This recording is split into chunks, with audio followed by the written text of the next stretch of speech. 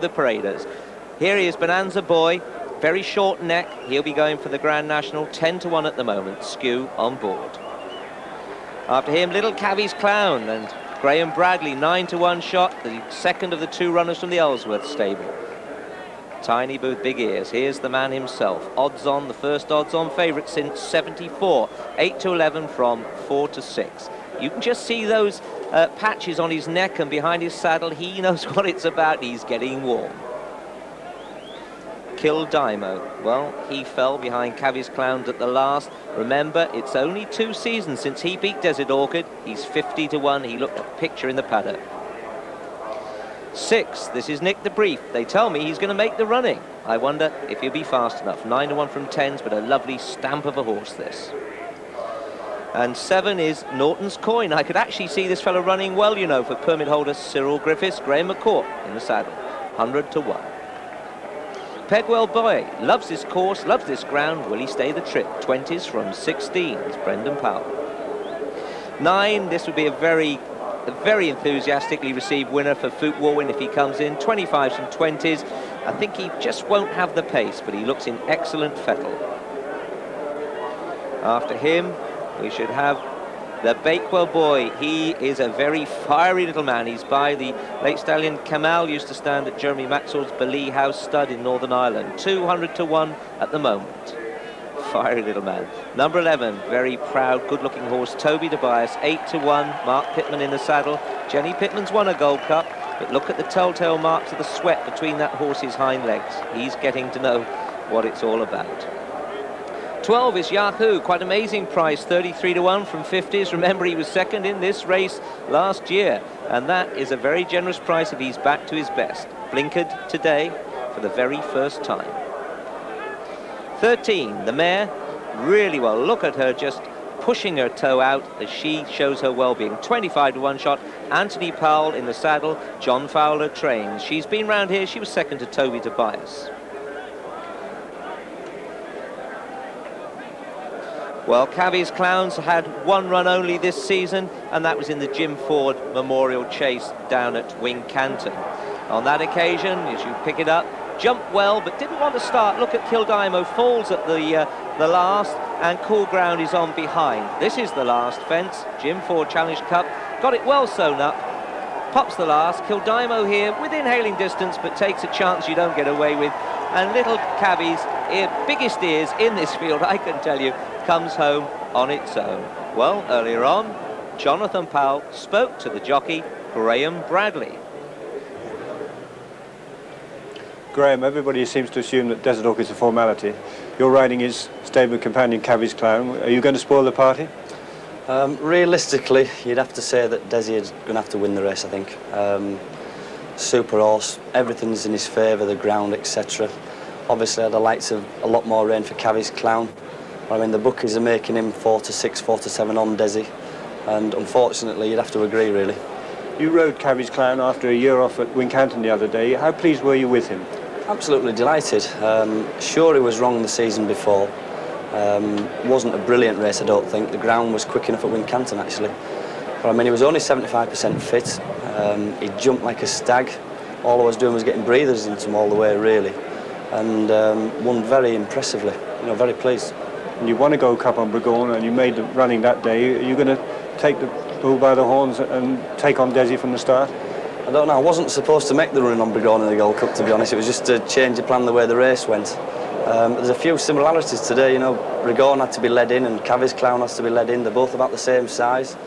I'm just going to have to see how it goes. Obviously, he likes a bit of daylight, does Cavvy's, loves to be in front. But I certainly won't be cutting my throat. Just have to see how it goes. See how the grey's going. Well, yeah, if he wants to go a million miles an hour, I'll probably just tuck him behind him. If he's only going to go slow, I might bob away in front. Should be in the first 2 or 3, though, I think, with a bit of daylight.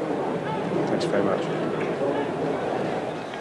And David Ellsworth on record as rating Cavvy's Clown the only danger to this horse, the Great Grey. This race being transmitted across England, Ireland, Scotland and Wales, and being sent by satellite to Dubai, where amongst the viewers will be Sheikh Mohammed Al Maktoum, the owner of the other grey hero this week, Crebensis, the winner of the Waterford Crystal, sadly the last Waterford Crystal champion hurdle. But this grey and his appeal, it's worldwide. Look at the throngs of worshippers, and probably not helping Richard Dunwoody at this stage of the game, because he wouldn't want... Look at those ears going back. Simon Sherwood, what's the old horse thinking now? I'd say he's sort of realised, as you say, he's back to probably his best moment of last year, and I think he's just sort of observing the whole situation, enjoying himself, and I dare say Richard and the horse will probably be very glad to get on with the proceedings shortly.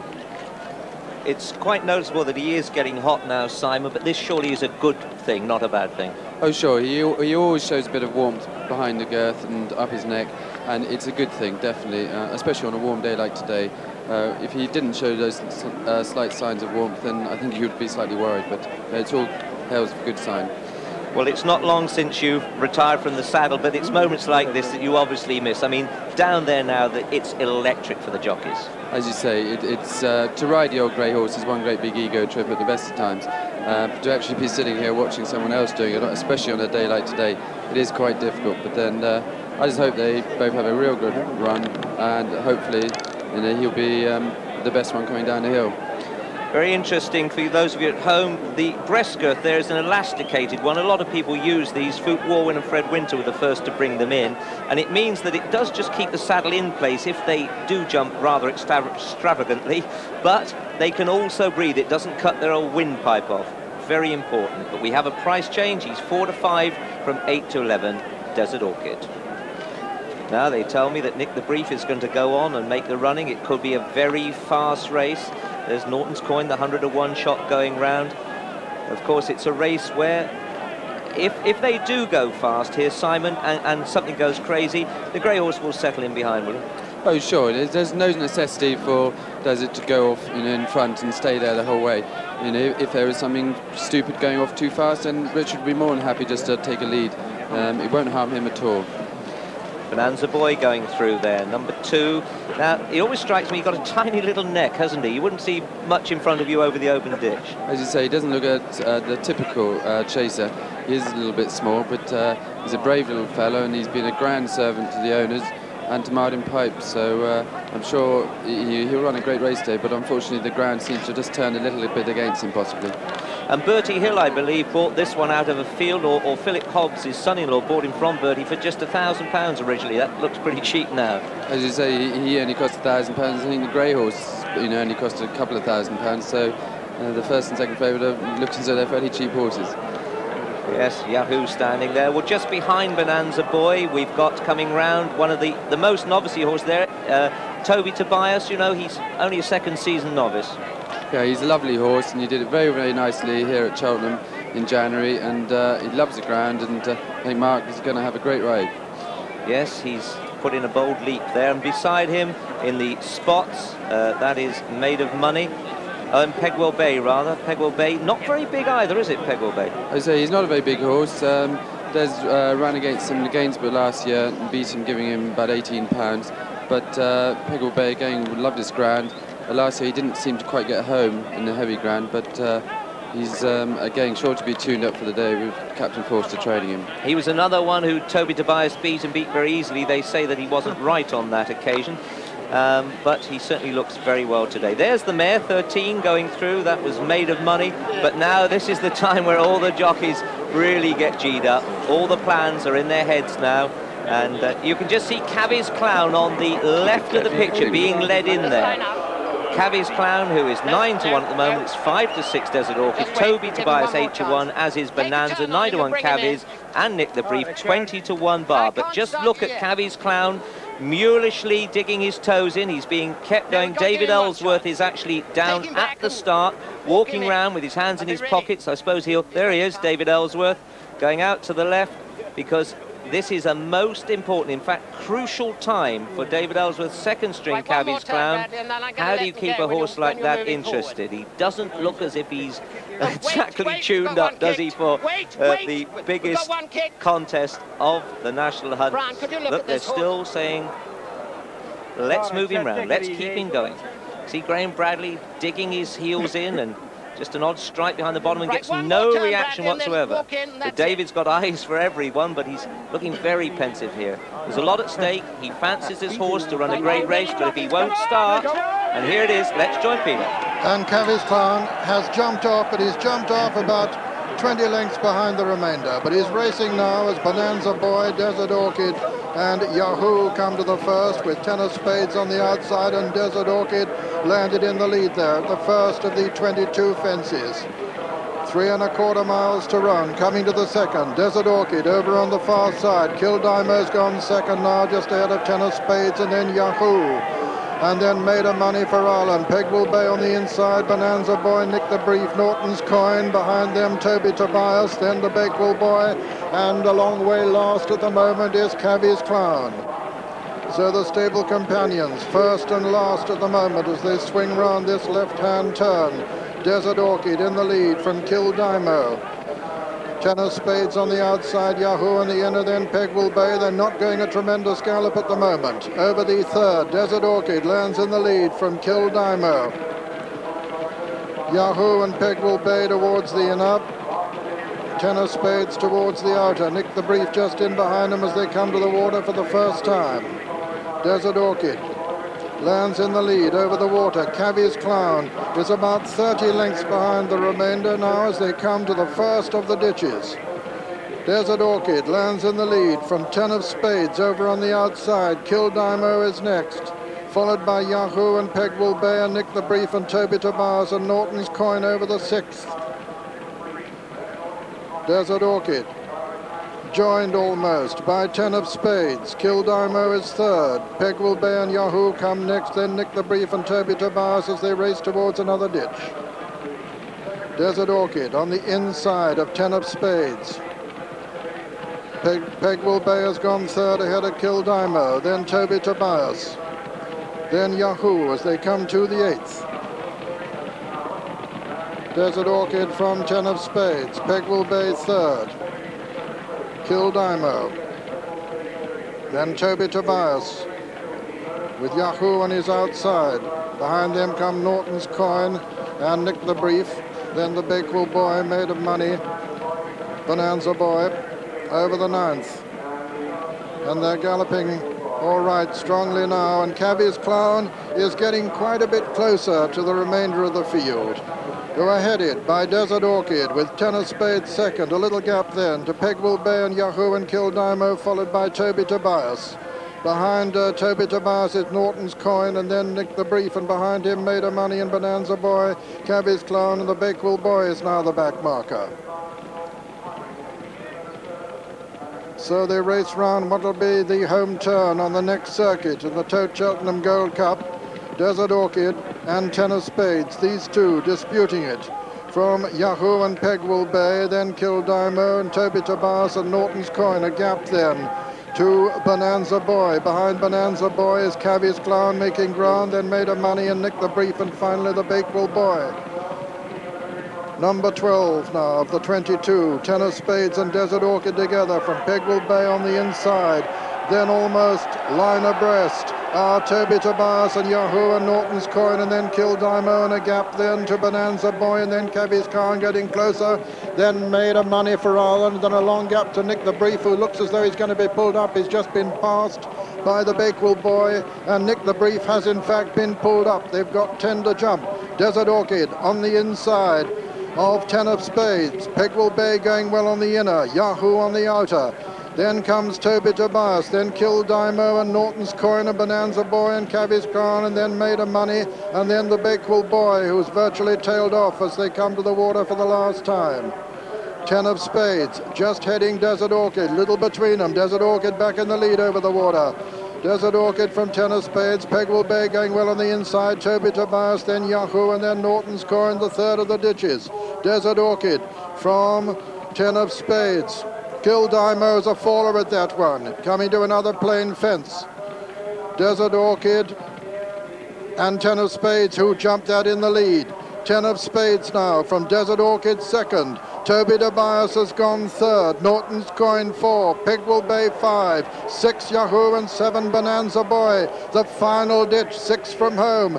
10 of Spades. Jumps it 2 clear of Desert Orchid, with Toby Tobias going up on the inside of the grade. Norton's Coin very close in 4th. 5th is Bakewell Bay at the top of the hill, 5 out.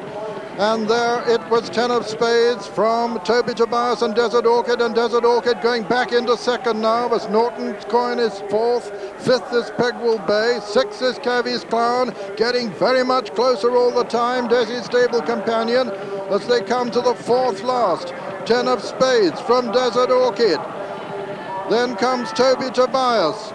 Then Norton's Coin, then Cavy's Clown, and Graham Bradley still improving ominously as they come down now towards the 3rd last. And it's 10 of Spades on the inside of Desert Orchid. Desert Orchid lands just in the lead from 10 of Spades. Norton's Coin is next. Then comes Toby Tobias on the inside. Then Cavy's Clown and Bakewell Bay. They're racing to the home turn now with 2 fences left to jump in the Tote Gold Cup. And as they do so, over on the far side, Toby Tobias comes to challenge for the lead. Desert Orchid on the stand side. Norton's Coin between horses. It's Desert Orchid on the near side. Toby Tobias on the far side. Dessie lands a neck in front. 10 of Spades has fallen there. Racing to the final fence now. Desert Orchid is under pressure. Toby Tobias on the far side. Norton's Coin between horses. Over the last, Toby Tobias and Norton's Coin. It's Norton's Coin in the centre. Toby Tobias over on the far side. Desert Orchid's back in 3rd place and he's beat. It's Toby Tobias and Norton's Coin as they race towards the line. Norton's Coin is going to win it at the line. Norton's Coin has won it. Toby Tobias in 2nd, 3rd is Desert Orchid. 4th is Cavy's Clown. 5 Bakewell Bay. 6 is Made of Money, running on gallantly on her last appearance. Then came Yahoo and Bonanza Boy. And so the result of the 1990 Tote Cheltenham Gold Cup. A triumph for number 7, Norton's Coin, owned by Mr. Cyril Griffiths, trained by him and ridden by Graham McCourt. 2nd was number 11, Toby Tobias, owned by Mrs. Elizabeth Hitchens and Mr. Robert Hitchens, trained by Mrs. Jenny Pittman and ridden by Mark Pittman. And 3rd was number 4, Desert Orchid, owned by Mr. Richard Burridge, trained by David Ellsworth and ridden by Richard Dunwoody. 4th was number 3, Cavy's Clown. This is the winner, Norton's Coin, the shock winner of the 1990 Cheltenham Gold Cup, which he's won purely on merit, getting a great reception. He's trained in Carmarthen and a tremendous body of Welsh supporters here this afternoon. Sad, all of them no doubt, to see the Great Grey beaten. He gave everything as usual, but he just wasn't good enough this afternoon.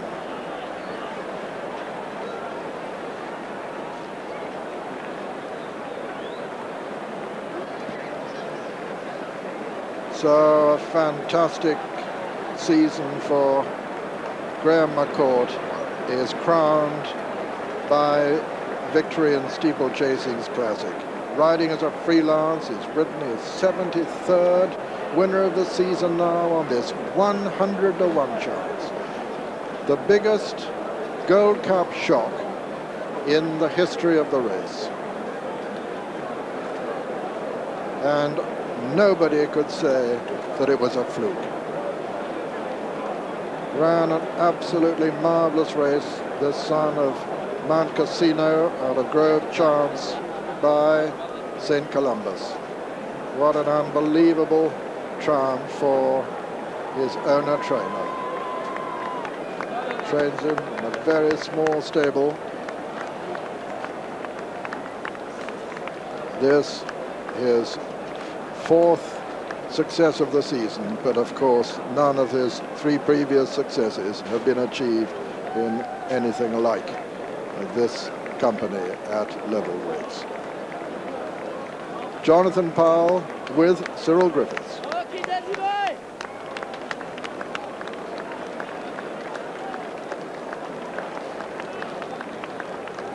Can't believe it. Yes, I'm with Cyril Griffiths, the winning owner and trainer of Norton's Coin. You're speechless, Cyril. I am actually, yes. Can't believe it. I hope nothing hasn't gone wrong, that's all I hope. You've been telling us all winter he'd win the Gold Cup. Well, I did tell a couple that he might have a chance. I don't think I said it quite as plainly as that. I thought he would run very well, but I didn't expect to win, of course. I thought he might get third, perhaps, with a good run, you know. And could you believe your eyes when he came there to challenge Desert Orchid and Toby Tobias? I just couldn't believe it, really. You keep hoping it's going to be true, but you can't really believe it, can you? And you bred this fellow yourself, didn't you? I didn't breed him, actually. I bought the mare and sold the mare to my neighbour in Fowl. So he's brought him up, not me. Well, you ought to go off and greet him now. Yeah. Many congratulations. All right, thank you.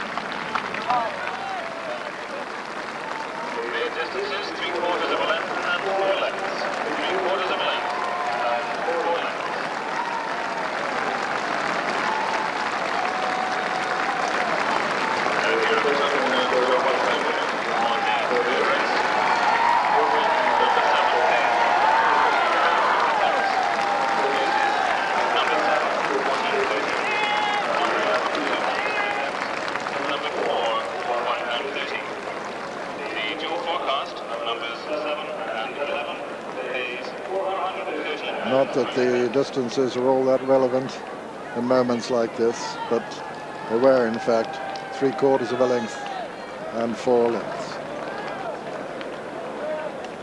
As the amazed crowd, probably the biggest ever Gold Cup crowd, throng this arena.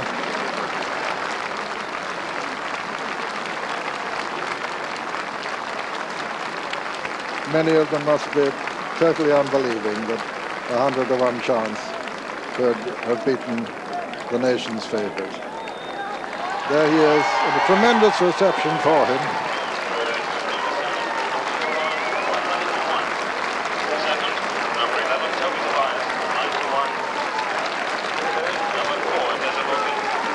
He always gives it all, and he's once again run a marvellous race.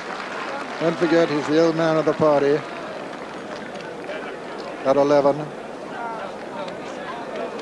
the winner, the ideal age for a chaser, fully mature, the best age for a national horse. It's always thought to be 9 years old. Norton's coin now, winner of 5 of his 15 races. And Dessie's record is still not too bad at 31 out of 61.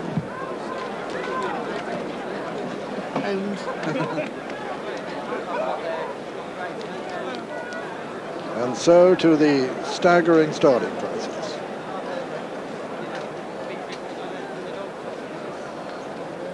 First, number 7, Norton's coin, 100 to 1.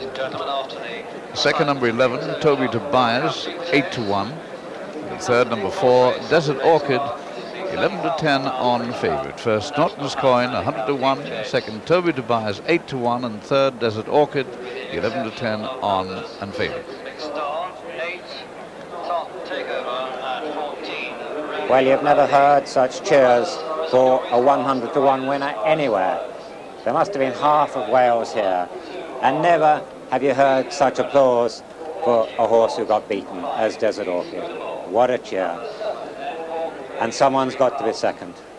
There, Jenny Pittman, overcome with, well, joy at the way this horse ran, but such frustration and disappointment, having got so close to winning the Gold Cup, because he really looked the winner at the last.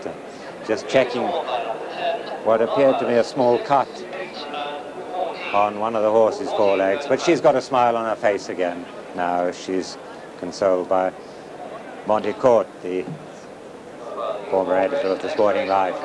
And the grey horse, well, you can't win them all. And he certainly can't win them all going around left-handed. And what a triumph for an owner-trainer with a horse with a pedigree that you'd have to go through the smallest print to make any sense of. Bred in Wales, trained in Wales and Carmarthen, and thought of some little while ago as a Gold Cup horse, although most of us cognoscenti said, well, that's a dream if ever there was. And then even his owner trainer's hopes were dashed with a disappointing run at Newbury last February after which it was found that he wasn't right and that he had a virus on him, and he's come back today bursting with health and running up the Cheltenham hill like a lion, a Welsh lion.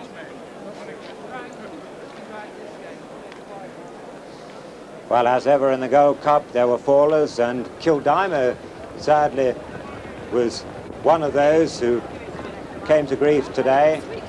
Tommy and Simon with me. Ten of Spades has run a terrific race, and I think, Simon, they've gone a terrific gallop from the word go. Do you think that, in a way, he was doing too much, this horse? No, I don't think so, because the first and second horse have run right to the line, so it wasn't an unfair pace.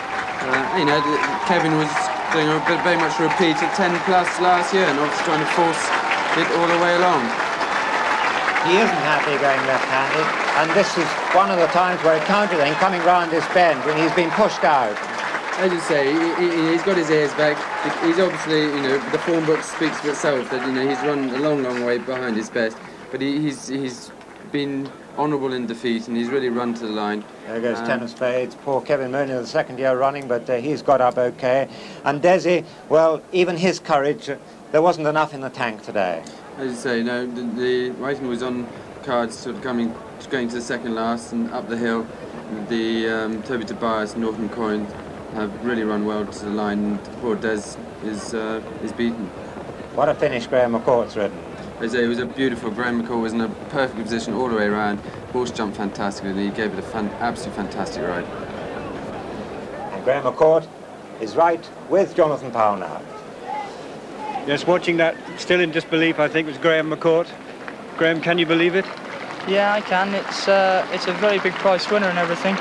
But Richard Dunwoody rode him last year, and Richard said it was the nicest novice he'd ridden.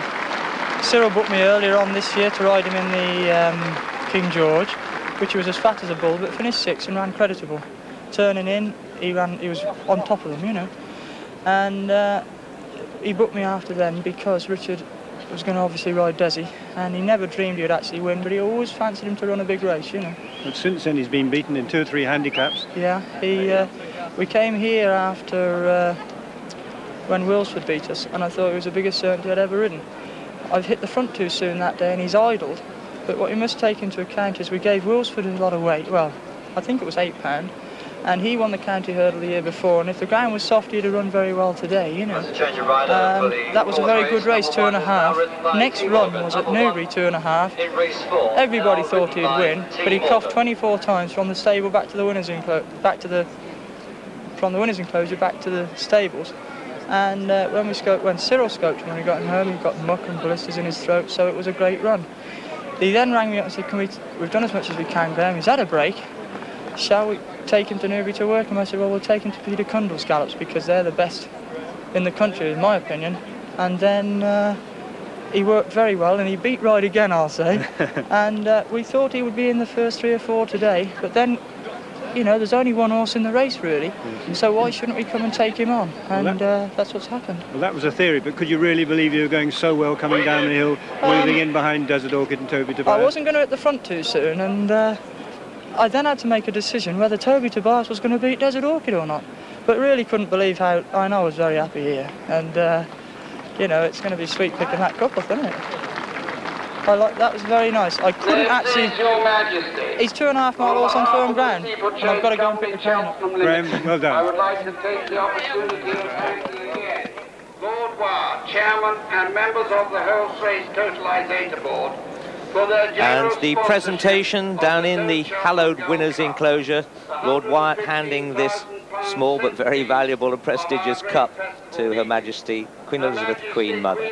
And standing on the right of the picture, very calm now, is Cyril Griffiths, a cattle farmer from Wales, who's brought this horse on so patiently, and quite a few people have backed this horse today. He's been a tremendously popular winner, despite the fact that Desert Orchid has been beaten. But there is Cyril Griffiths, his wife's here in the crowd as well.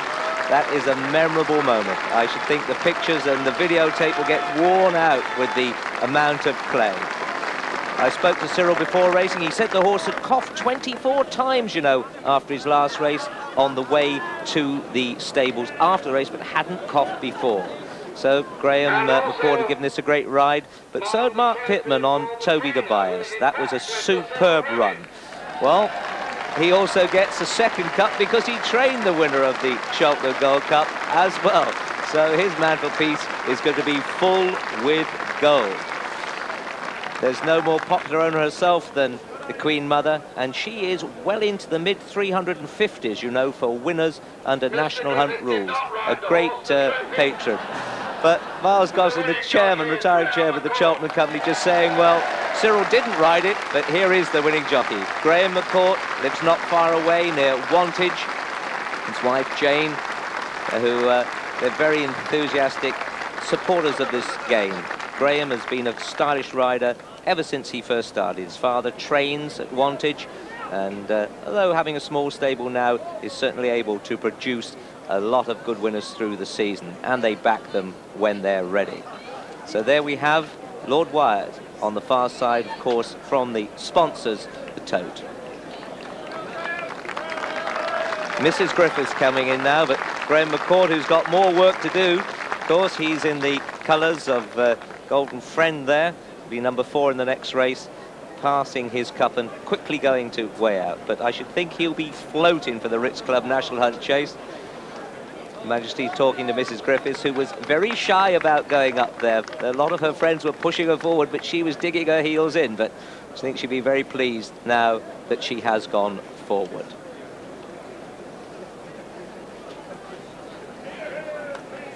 And those of you awaiting children's television programs, well, your programs will begin at 4:20 now. Children's programs at 4:20.